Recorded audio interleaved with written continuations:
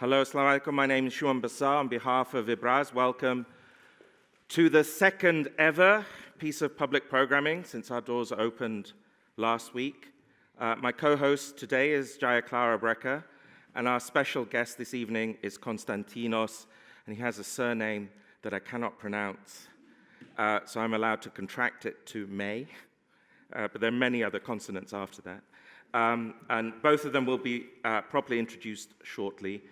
If I may ask you all to put your phones to silent right now, and should you wish to tag us, we are at Ibraaz London, and we also welcome you to sign up to the newsletter at ibraaz.org, where you will be kept up to date on all our amazing, wonderful activities that really now fall into full swing from this week onwards. So from the very beginning of imagining what Ibraaz should be, here at 93 Mortimer Street and online on your screens, we knew that gathering together, to think together, to feel together, to plot together, to mourn together, will be how Ibraaz expresses optimism of the will.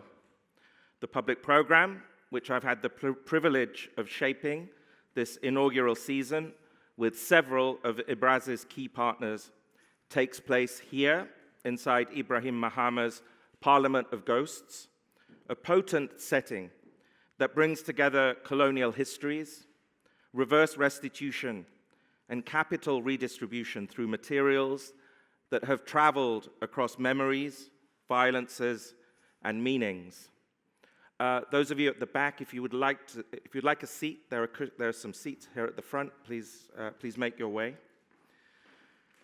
And so, to frame this new commissioned series, which we have called Technology and Power, I'd like to go back to January the 20th of this year.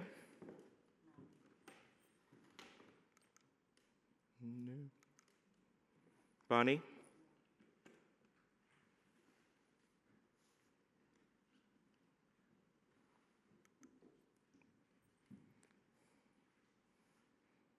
Thank you.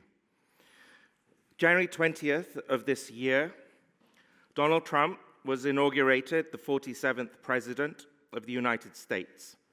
Most notably present were the CEOs of every major US tech corporation: Mark Zuckerberg, Jeff Bezos, Sundar Pichai, Tim Cook, Elon Musk, as well as the CEO of TikTok, Xu Chu, the only major international social media platform then still in non-American ownership, and of course, RIP TikTok. Then, let's go back further in time to 22nd of February, 2017. Shortly after Trump's first inauguration as the 45th president. The Washington Post, owned by Jeff Bezos, unveiled its first ever slogan in its history. Democracy dies in darkness.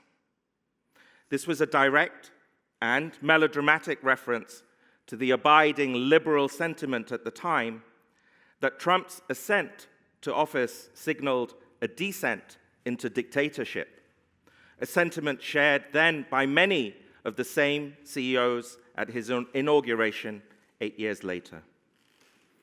This shift from technologians as opposition figures during Trump 1.0 to the closest allies in Trump 2.0 is a way of measuring the following. Today, when we say technology, we mean power.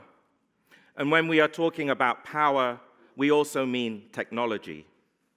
And a quick glance at the most valuable companies and wealthiest individuals on earth will also corroborate this truth.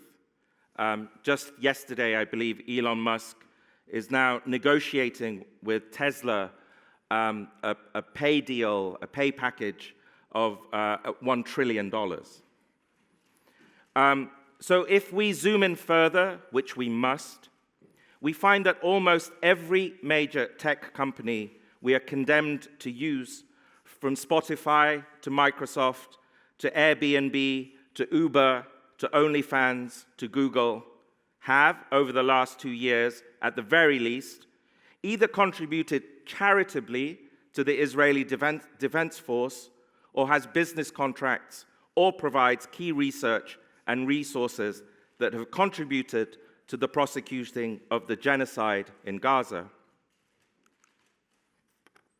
This is part of what I call fascist maxing. It's the unmasking and unmaking of the world. Those of you at the back, there are a few seats here at the front, if you'd like. So the unmasking and unmaking of the world, or power after it has shed the pretense of shame. We can go to the whole slide, please.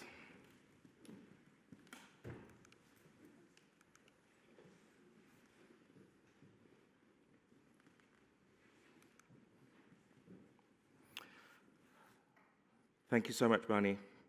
So it is for this reason, and the reason that many of us may feel inescapably complicit in this tech hegemony, that I've invited Jaya Klara Brekke to put together a series of conversations about the fraught, intimate, and embedded relationships between technology and power.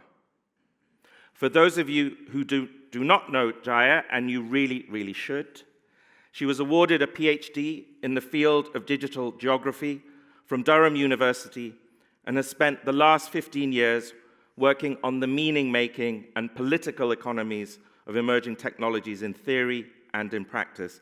It's been my great pleasure to know and think with Jaya for several years now, and we are grateful she's putting this together, this series, which starts today. There's another one in a couple of weeks' time, which Jaya will tell you about, and then we'll continue in the new year. So will you please welcome Jaya Klara Brekke. Thank you so much.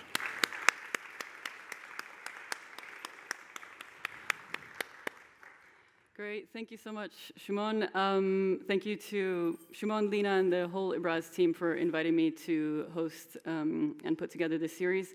It means a lot to me because apart from the nice bio that Shumon did on me, I'm also someone that works in the tech industry myself.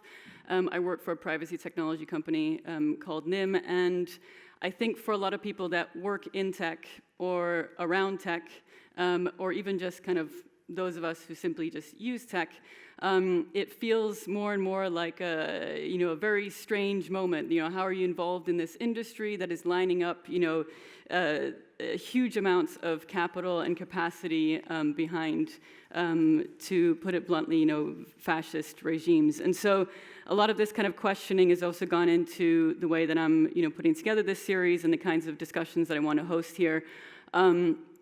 With the kind of bigger picture intention of, in some ways, trying to build new narratives for technology. I don't believe that tech only has one pathway that it has to kind of storm down, and that it needs to always be the pathway that looks like the kind of childhood dreams or religious fanaticisms of a handful of tech billionaires. I think technology can serve all of us in much more interesting ways.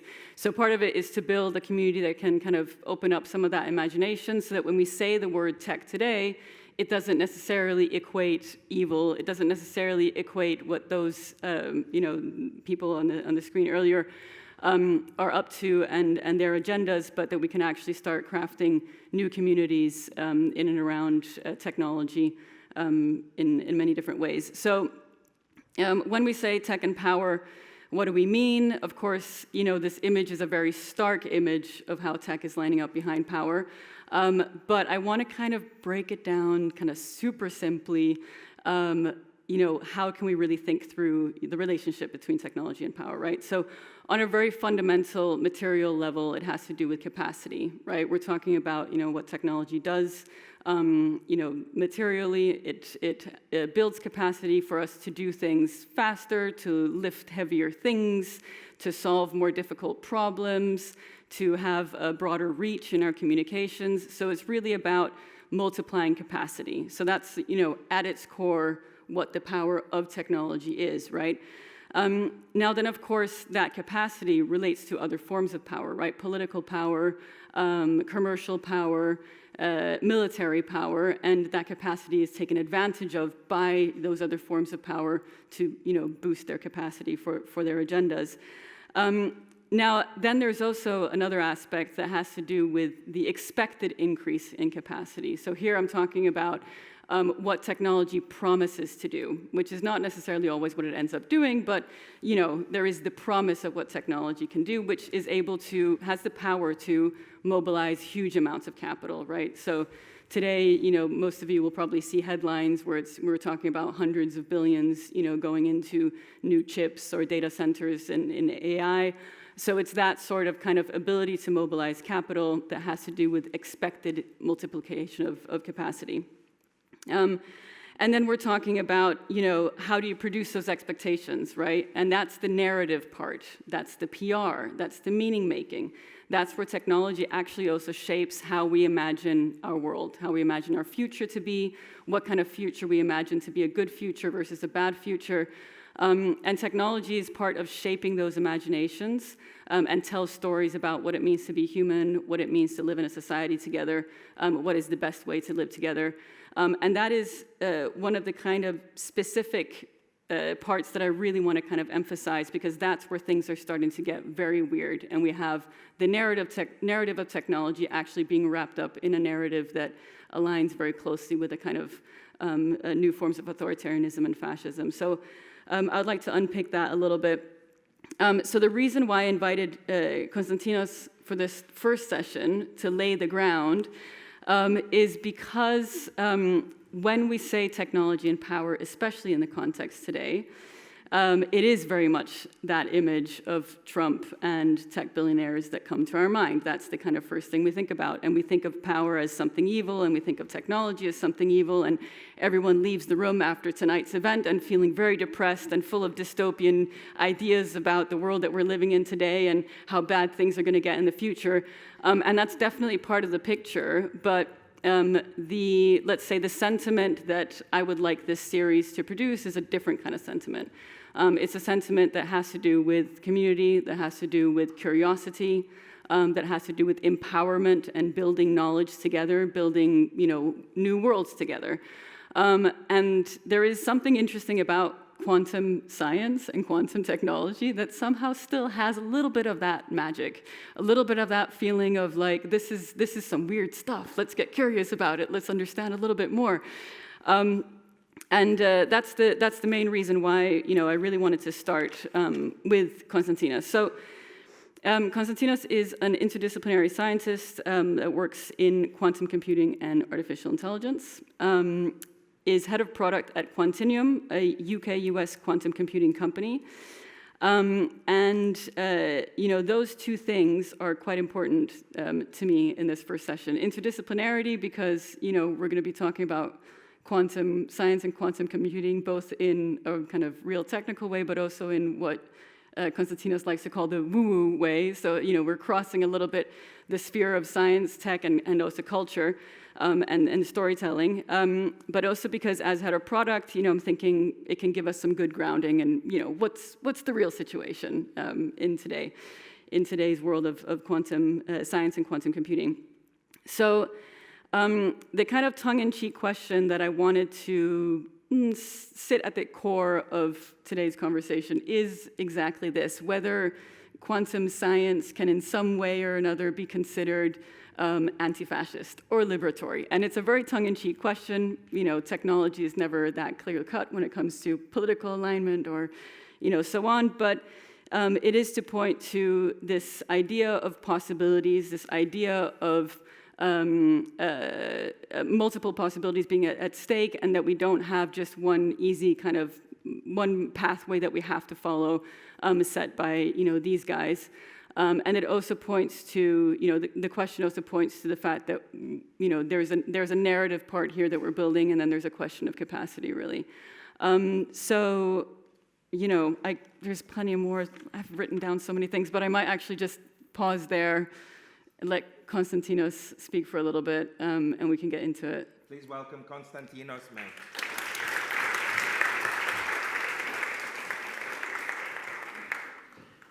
We could have Con's presentation come up, please, Barney. Thank you. Okay. Is my sound on? Yeah. Yes. Thank you. That's a lot of very good context.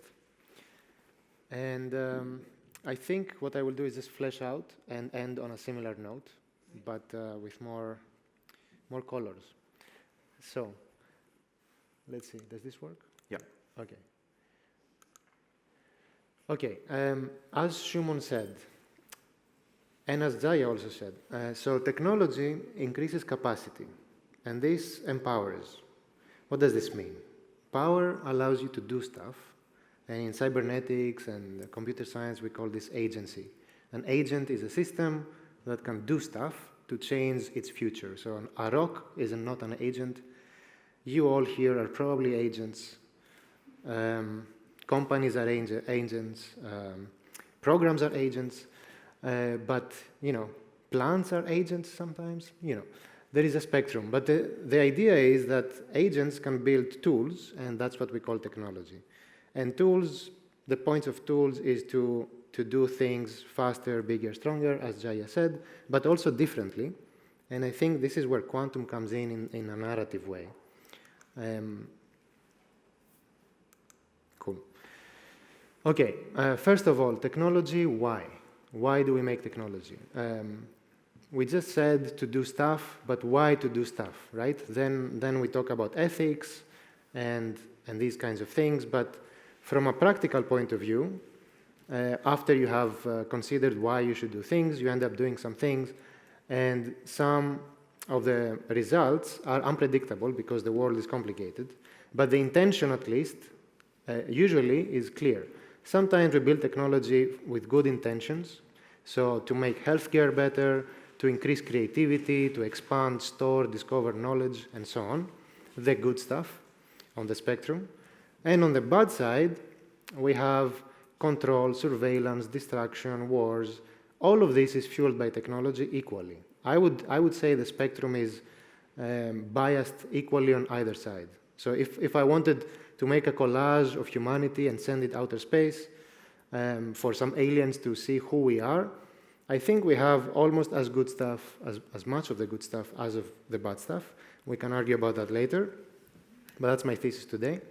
So my quote here is, every technology has been, is being, and will be used and abused almost equally.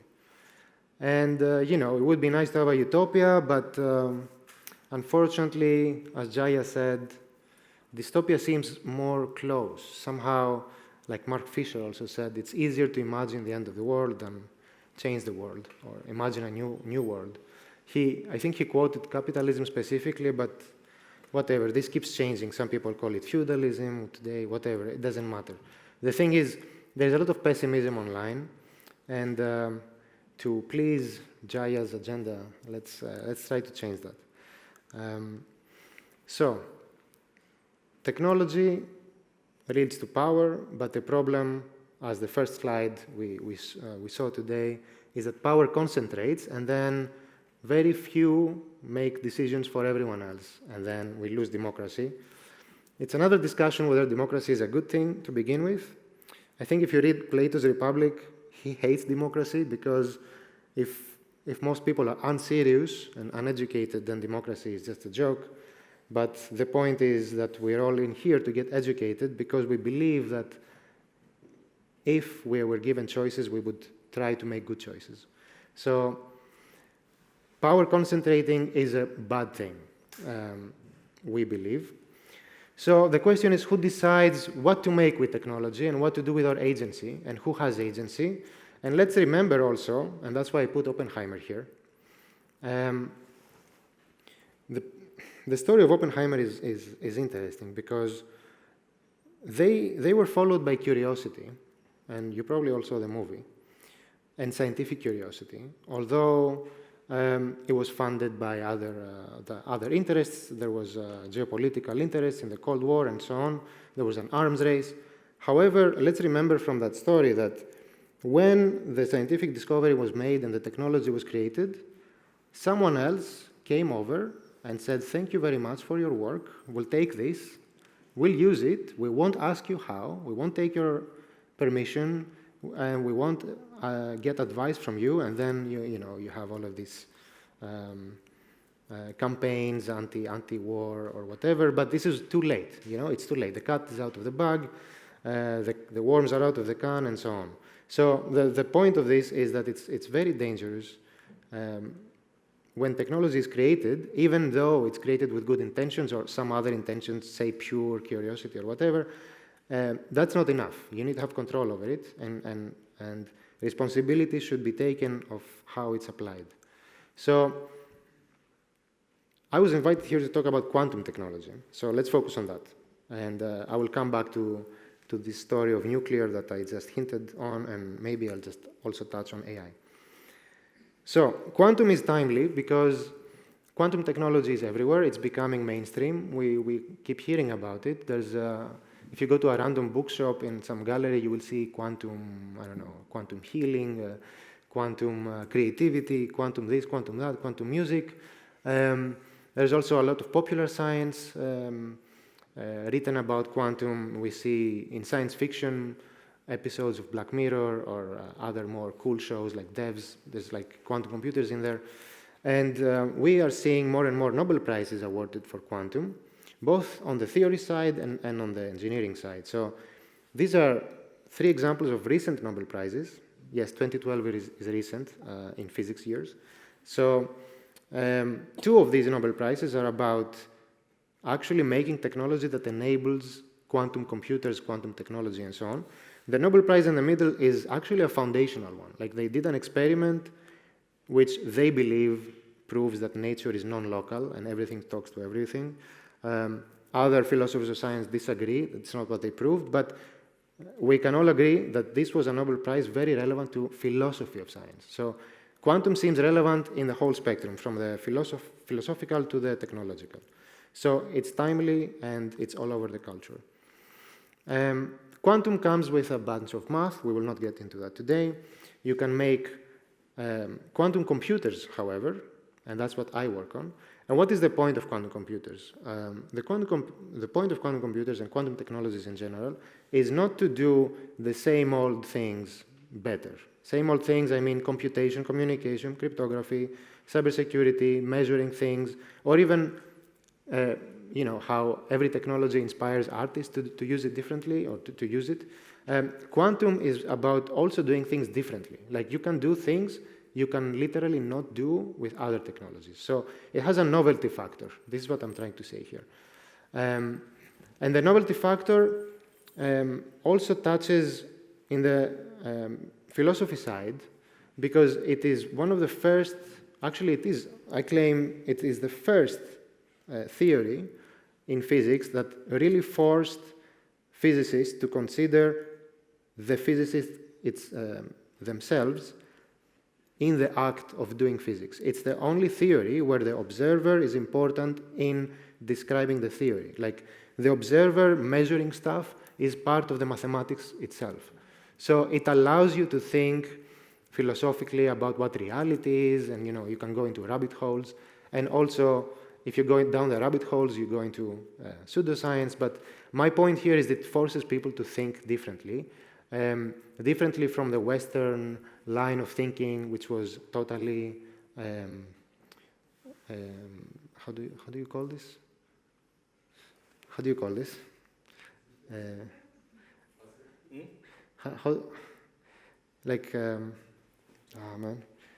Reductionist. So Western science is about everything, breaking things into small pieces and seeing how they're all talking to each other. But quantum has all of these other aspects to it, which are all about how things are entangled together, interconnected. It has a cybernetic vibe of the observer affecting the system and the system kicking back and affecting everything. So it basically allows things, it allows for a different perspective and nudges towards novelty. And actually, to put everything in one sentence, it urges us to embrace the mystery and paradox as part of science. Not something to be resolved, but something that is just there. And you just have to come in terms with and get used to it.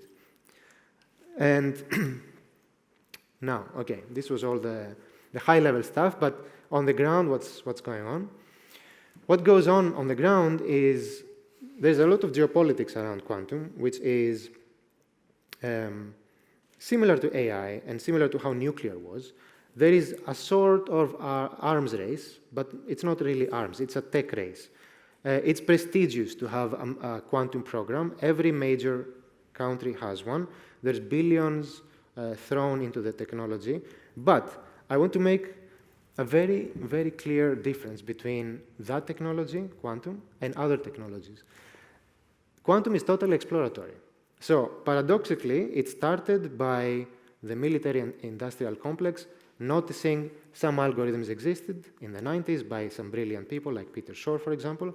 These algorithms, if applied correctly on a quantum computer that is getting built but doesn't exist yet. So if you could run these algorithms, you could decrypt cryptographic protocols, you could have an edge in military, you could maybe simulate chemicals and materials and have an edge in nuclear capacities or new chemicals and so on. But even though this was the motivation, how it works today is it ends up being that all of these funds are distributed to researchers that are searching the whole spectrum of applications, right? It's counterintuitive, but all of these military motivated funds, they end up funding foundational research in the whole spectrum of quantum theory, foundations, technology, philosophy even, because it's basically the only strategy that will lead to something. It's totally blue sky. Paradoxically, the military-industrial complex is the most open-minded blue sky research venture capitalist you could have. And if you go to venture capitalists, they want their money back like with applications and return on investment like next year, which is not going to happen. So quantum is resisting application because it's hard to build, and the theory is resisting like pinpointing because all the quantum foundations is just fighting with each other about the ontology of it. So the mystery is all there, and it's all exploratory, and just what you're left with at the end is a bunch of cool science and inspiring exploratory thinking. And the difference, okay, one last comment. The difference between quantum and these other technologies that we are hearing about, for example, AI, nuclear, and even biotech, which is going to be something we hear about even more in the future, is that the worst case scenario for these technologies is very easy to imagine. We all die in many, many different ways, but we all die. But with quantum, it's very hard to imagine what goes wrong. And so I come back to my previous point. It's easier to imagine different things and be curious about things, which is something that Jaya also said before. So I'm going to end with this note. Maybe I will coin a term today that we can use later, which is quantum punk or Q-punk, inspired by Hope punk and solar punk. So I claim that maybe it's an act of resistance to be curious, embracing mystery. You can make a bunch of quotes like I did there. And actually this reminded me of this quote by Graeber, this anthropologist, anarchist from Yale who passed away recently, who wrote this book called The Ultimate Hidden Truth of the World. Actually, it's a collection of essays, but I was reading it this summer. And his take on what is that ultimate hidden truth of the world is that the world is something that we make, and we imagine it, and then we make it. There's no teleology here. And quantum is like this. We are the observers. We affect how the environment is interpreted, and it's participatory. John Archibald Wheeler, one of the grandfathers of quantum foundations, with many others, also was coining this term, participatory universe. The observer is part of the universe. We're not just sitting back, seeing things go by and just being either disheartened or happy. We're not spectators. It's participatory. It's calling for action. And let's have a new term. I'm not saying that these are new concepts, right? These concepts existed since humans started talking to each other and organizing into groups and fighting with each other. But quantum doesn't have too much baggage, political baggage, philosophical baggage. Because it's so new, let us put old things on it and use it as a vehicle for further conversations. Amazing. Thank you so much. So this, I mean, maybe we could just leave that last slide, actually. Yeah, great. You ended on kind of like the note that I wanted to kind of pick up on, coming back to, you know, the situation that we're faced with today of this kind of rise in, you know, tech extremism. I do think Q-Punk might be a good kind of counter narrative to that. But to go into that a little bit more, so when I say like tech extremism, I don't mean just like, you know, right-wing people that have taken over Twitter. It's that technology itself has become a kind of narrative in and of itself that is moving very quickly towards fascism. And I mean as a narrative, you know. And what I mean by that, this comes a little bit from my own experiences. Like I have a past kind of working in the blockchain industry. And the amount of times that I would encounter people that kind of at the core of their thinking had this idea that like technology is objective. It's neutral, it's objective, it's, it is, kind of perfect in that sense, especially math, right? And encryption and cryptography and so on. You build a whole world in blockchain based on these sorts of principles and ideas. But what ends up happening is there was also this kind of assumption that humans are subjective, flawed. Humans can lie. Humans are weak. So you have these kind of like this weird kind of opposition, and it's an opposition that kind of strangely continues to flow through and shape our kind of mental model of technology, not just in kind of like niche subcultures in blockchain, but also like the general discourse. It's always humans versus tech, right? When actually it's humans that make tech, right? It's us that are, doing these things, that are building these, machines. However, there are certain humans that build certain machines that harm other humans, right? So there is this kind of tension, and that's why we end up kind of talking about tech versus humans and so on and so forth. But so what I find interesting about kind of quantum as a narrative technology, its narrative power is exactly kind of related to this observer effect, right? This idea that there is a kind of entanglement between, how tech is produced and the human beings and all of the stuff that we bring to the table that kind of mean that we end up producing that type of tech. What are the things that are important to us? What is the kind of capacity that we're trying to extend? How is capital flowing? And that sort of thing it creates a nice kind of explanatory framework for that bypasses this very kind of, objective tech versus subjective humans, or perfect technology versus imperfect humans, that a lot of tech extremists and kind of tech extremists within kind of accelerationist frameworks tend to, really push. And I would also just say that it's like something that I think is worth noting, as you guys, everyone in the room goes about and kind of starts having conversations about technology, this kind of tech versus human thing it's a narrative trap, and I think we need to work our way out of it. And I think Q-Punk might be one of the ways. But, so that's kind of the narrative bit. We've worked on that a little bit tonight. Let's get kind of super concrete. This is all the kind of like woo-woo stuff, the philosophy, the kind of storytelling, the beautiful bits. But on a very concrete level, do quantum computers exist? Are they being used for anything? They exist. They're getting bigger and bigger. Yeah. They're getting used. So actually, it's kind of timely because they. I don't know who decided exactly, but 2025 is the year of quantum.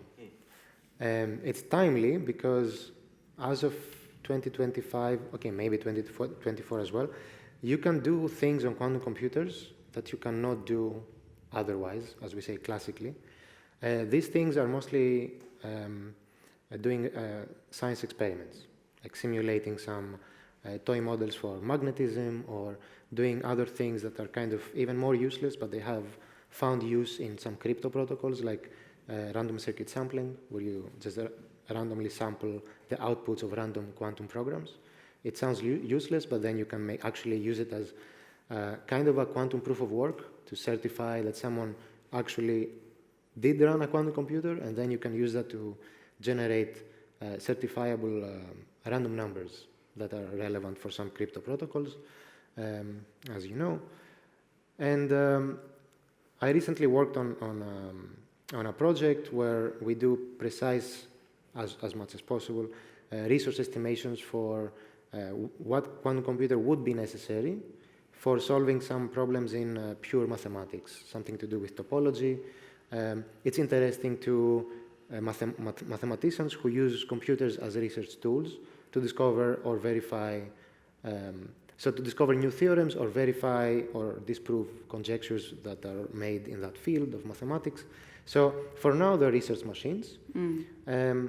As head of product, I'm also looking at how this research could be implemented in the real world. But when we say real world, we usually mean anyone in industry who has to solve hard problems. One day we hope we can solve optimization problems. And then we come back to the previous conversation, which is, okay, what optimization problems? Am I optimizing how to drop bombs somewhere, or am I optimizing how to place hospitals somewhere? So this is about the use. Here I do stand on the camp of those who say that technology is neutral, and then, you know, it's a tool, then you see how you use it.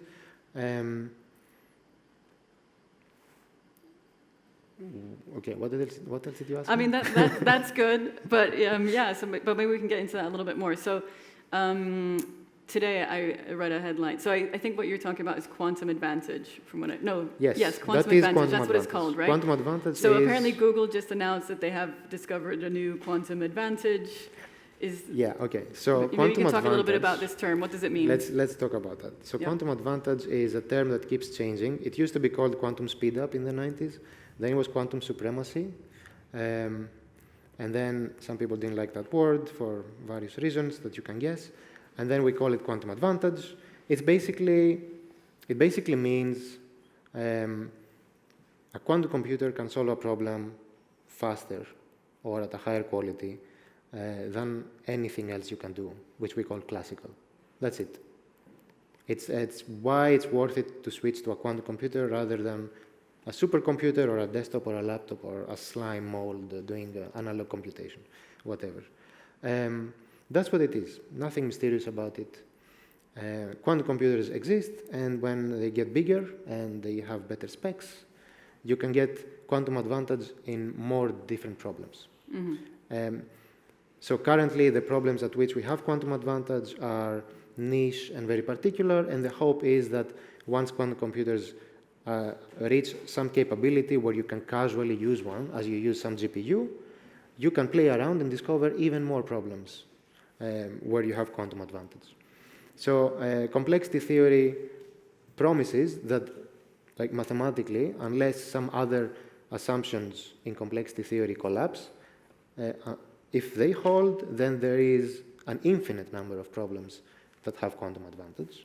So all you have to do is find them. Right. But finding them is an in-practice problem.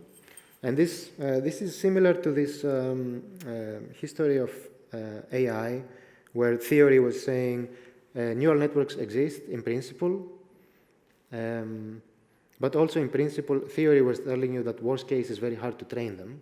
And then everyone was kind of disappointed, and they had little analog neural networks classifying like images with very bad performance. And then GPUs came along, and suddenly, you can do whatever you can do with a huge neural network, but even then people were surprised that you could even do that. So if you don't have the hardware, you can't really know what's going to happen.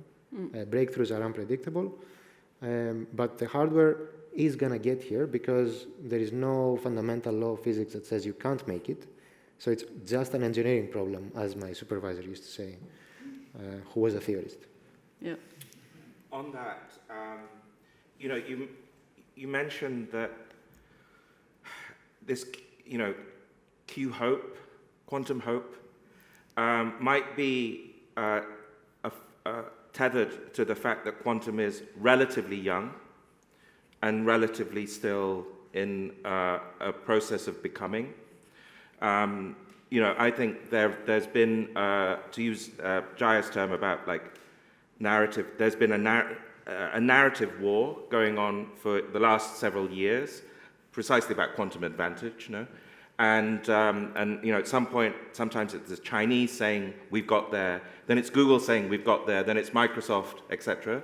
All of which, as far as I understand, is like vapor narrative in many cases. But if we zoom out and look at maybe these kind of three, like at a macro historical scale, and we go back to the Oppenheimer moment.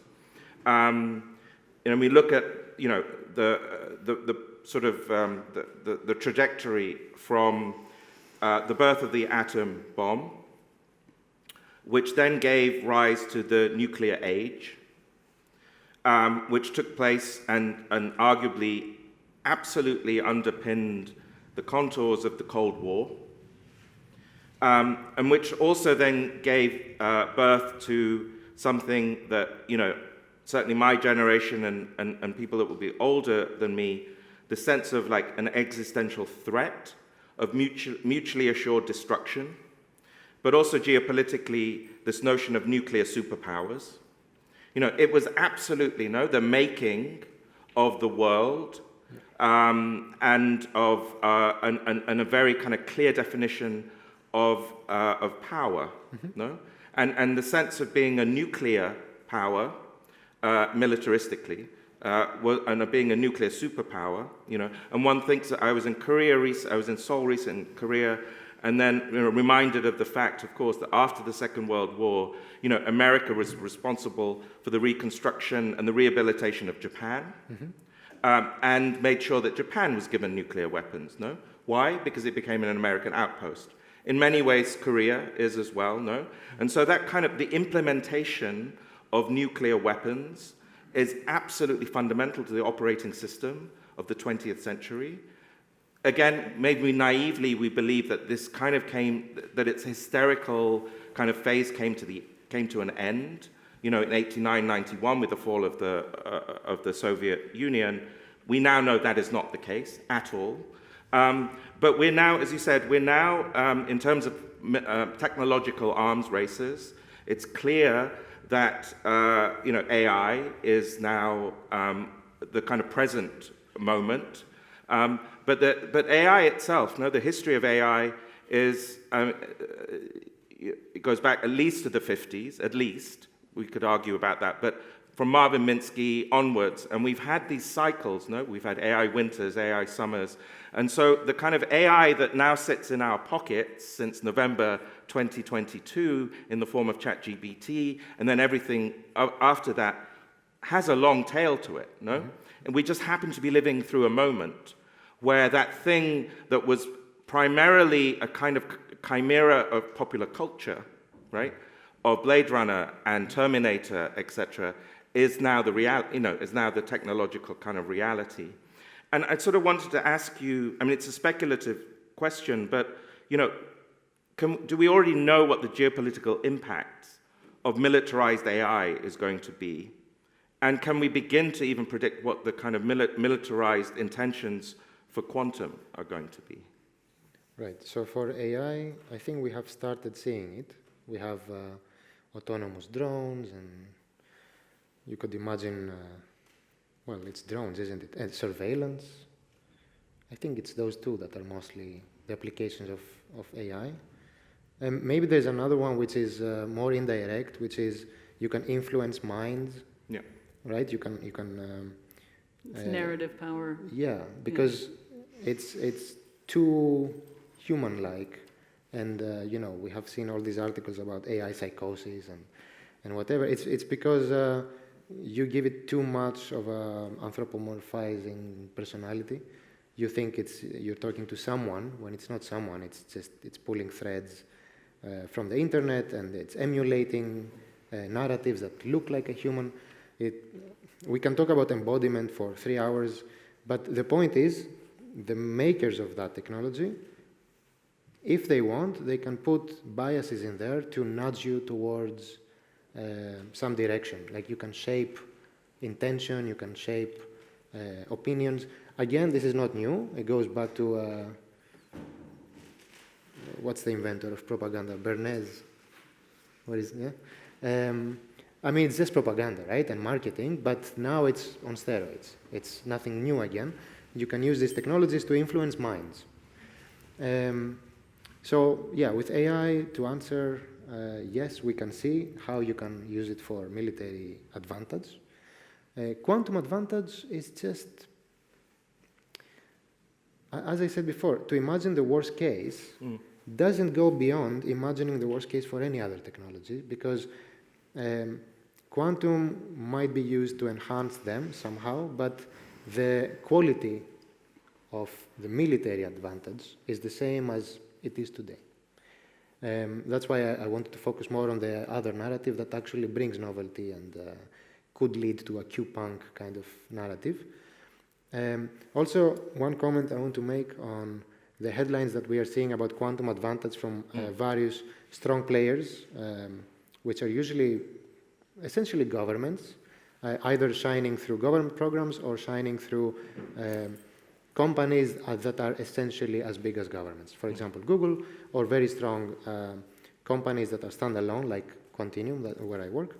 There, it's funny because contrary to how the nuclear age was just showcasing power by implied distraction, which is a game theoretic mutually assured distraction because it's a zero-sum game. In quantum, it's like kind of, it's very hippie, right? Like Google does a science experiment to show off their cool engineering skills, and then China does exactly the same experiment but bigger. So more science, cool. And then someone else does a physics simulation for a magnet, and then someone else says, oh, I'm going to do that better. I'm going to do better science. Cool. Nice. More of that, please. And there is no mutually assured distraction. There is no implied attack or anything. It's just showing off with cool science. Yes, let's do that. Let's like aristocrats. Very good. So just to say, we'll open it up to you. There'll be a mic going around. Please wait for the mic. But maybe, Jaya, if you've got another question, and then we'll open it up. One more question. Also, just to say, so on the topic of AI and AI and kind of advantage in a military context, that is something that we are going to go into depth about in the next session, where we've invited two people from Amnesty Tech who are going to come and talk about also the deployment of AI, especially in Gaza, in the genocide context there. So that's kind of, we're going to do a proper deep dive in like that entire topic. But the geopolitics of quantum is, I would like to kind of go into that a little bit more. Maybe not the geopolitics, but back to this question of capacity. Who will be able to use quantum computers? How accessible will they be? And can we imagine for what? I mean, you said right now it's for deep research, math problems, and topology, and so on. I think there's something in medicine, discovery, this sort of thing. Like, what are the kinds of, who will be able to use them? How available will it be? Yeah. So on. Very good question. Because, as we said before, access to technology is basically power. So IBM actually were the first to put quantum computers available for anyone. You have to wait in a line, some virtual queue, but you could just submit quantum programs to very small, noisy quantum devices to play with them. They were the first to do this, so that was very cool. But yeah, the serious machines will be just sold for hundreds of millions to government labs and private companies or whatever. So yeah, there the matter of access becomes important. I agree. It is becoming similar to the AI situation. And whenever you have a powerful technology, access is important, yes. I don't know how to resolve that in QPunk. But maybe I'll just go back to this spectrum. Be like a library, the quantum computer in the middle.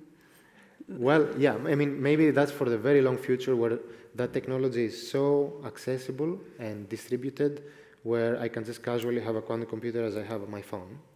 We're not there yet, and we won't be for some decades unless some unpredictable breakthrough arrives. For now, they're big research machines similar to a telescope, huge microscope, electron scanning. No, I meant the an accelerator. Yeah. So I think is the Barcelona supercomputing cluster is in an old library building. So I see. for this, yeah. So as in sure. in a public library. Yes, but okay. I mean, the person who accesses that device could be anywhere on the planet with an internet connection. I think it's a nice vibe to say I have my quantum computer in the basement, but practically, functionally, there is a little difference. I would just go back to this idea that the spectrum of applications in quantum seems neutral to me, that if you want to do quantum chemistry simulations, because your intention is to do better drug design and shorten the whole workflow that costs years and billions to discover new medicines, new drugs, if you want to shorten that with a good intention, do that. If you want to build better bombs, to find better chemicals that explode better and are lighter, don't do that. But the choice for that has been made independently of quantum, I think. It's now we're talking about changing the world, and why governments and powerful entities do stuff. And the best I can do for this is create a cultural movement, which is QPunk, because then it's about intention, right? It's not about the technology anymore. Yeah, that is the importance of culture. Yeah, and also why I think it's so good to have these conversations in this space. Should we open it up for? We can, and Sarah will bring a mic. But I just want to ask, actually, before we do this, that. Could you maybe share, you've done a very diligent job of walking us through the technology, but I think it'd be great to also share with the audience here the other end of the spectrum, the hyper woo-woo end of quantum. And I don't know if you watched Devs when it came out. I did, yeah. Which actually I think was very, very good. It basically got lost because it was out when COVID started, so it literally got kind of lost. But it's a TV show, Hulu, BBC kind of production, set in an imaginary tech Goliath company that is developing quantum computing. There are nefarious things going on as needs be in a TV show, mainstream TV show. But there was a very kind of interesting thesis at the very core of it, which was that the real power potentially of quantum is an ability to literally peer into history. To maybe even the very moment that Christ was crucified or something like that, but not as merely an image, but as an actuality or something like this. But could you say something about where quantum, if we were asking you to be grossly irresponsible in your kind of hypotheses, what are some of these these more ultra hypotheses about what quantum could do? Okay. So in Devs, the point of that quantum computer was to simulate, which is the same as create, actual new universes. And that's why they could go back in time. It wasn't just a time machine. They would literally recreate that moment. Yeah. Because it was all based on this Church-Turing-Deutsch thesis, which basically says that if you want to simulate a universe, you just need a big enough quantum computer to become God, right? to make a universe. And you can then let your imagination go wild. And I think the interpretation of quantum theory, one of the many, this is philosophy now, but one of the interpretations that attracts the most sci-fi and sparks the most imagination is the many worlds interpretation, pushed by David Deutsch mostly, who was basically the inventor of quantum computation from the quantum algorithms perspective mostly, not like Feynman's perspective, which was more about let's simulate some physics because it's too expensive to do it classically. Feynman was saying, let's just use other quantum systems we can control.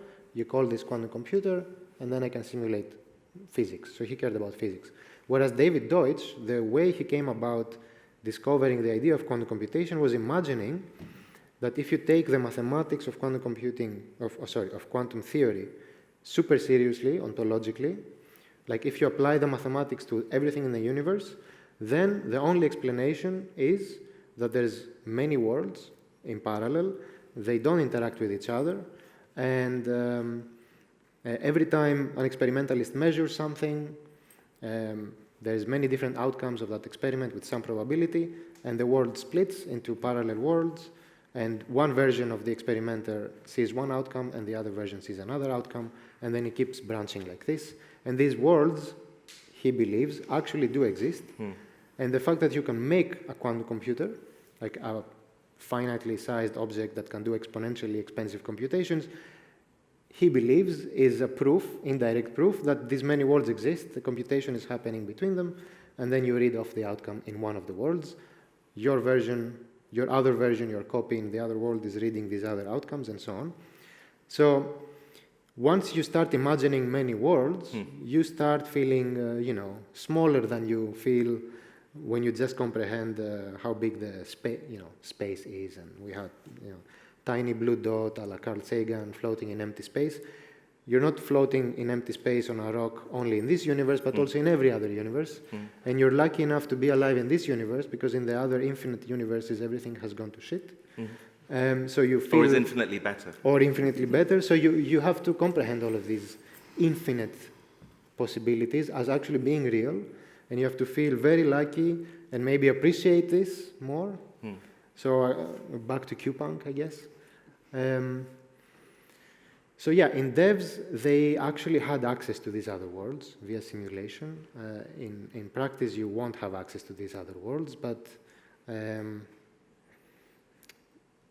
you asked me to be responsible, so I guess maybe if we imagine that you could jump to other universes like these woo-woo self-help books do, it's quantum self-help stuff, where you do some meditation and you jump to a parallel universe. Be your better quantum self. Yeah, you go to this parallel universe, you learn from your more improved, richer, cooler version of yourself in that other universe, you get good tips and you come back and you wake up and you implement it here. Yeah. Okay, maybe think like this sometimes. Maybe That's imagine a special spa day. Yeah, exactly. Something like this, quantum spa. Amazing, thank you. Yeah. We will have to kind of wrap it up here. Jaya, maybe you want to remind everybody when the next session is, and who's coming, and then I'll just do a few thanks, and then we'll wrap it up. Okay? Absolutely. So the next session, Technology and Power 002. Is going to be on the 12th of November. Everyone here is very warmly invited, and we're going to have two guests. It is Alia Al-Ghussain and Matt Mahmoudi from Amnesty Tech that are going to come, and we're going to be talking about big tech. We're going to be talking about artificial intelligence, really do a deep dive in artificial intelligence, and we'll probably also get into some of this Antichrist stuff. But in terms of the kind of bigger picture agenda for this series, what I wanted to touch on in that session is, this thing like, Peter Thiel sees human rights as a kind of hindrance in this, pathway of innovation and technological progress. I think it's very important that we reframe it as a set of requirements, a set of asks, that technology it's a kind of prompt for technology to innovate better, to innovate differently.